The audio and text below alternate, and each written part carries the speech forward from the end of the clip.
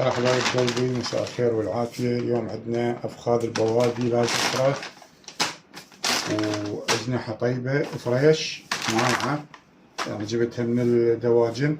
اليوم حنستخدم فلفل أسود وكركم وبابريكا. اليوم تخميرة تختلف، انتظرونا.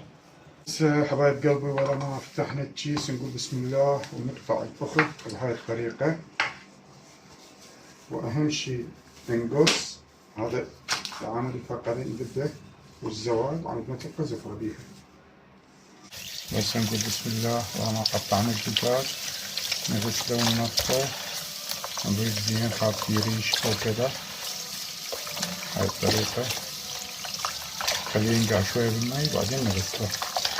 هسه حبايب قلبي مباشر بالفايركس مالتنا، صفة فيديوهات الحلقات بالأسفل.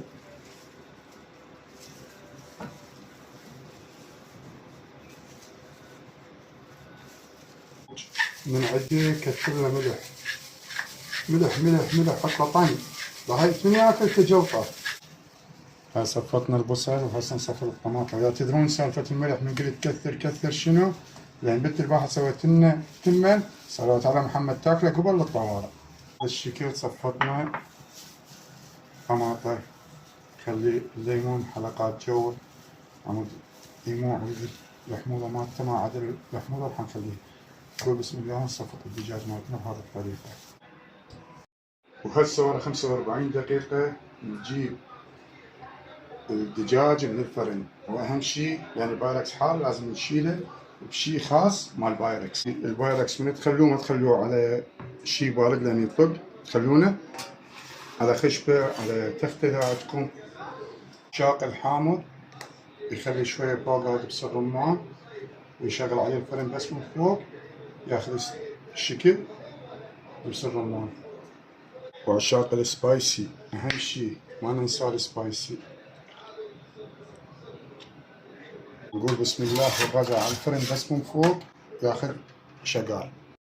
ورجعنا لكم حبايب قلبي بالتمن الاحمر انا منزله. وهسه شوف الدجاج صلوات على محمد شلون مستوي، يعني متفلش نهائيا بعده حار حار يجوي جو. مكانكم فارغ، سهمكم العافية ويا رب يعجبكم المقطع.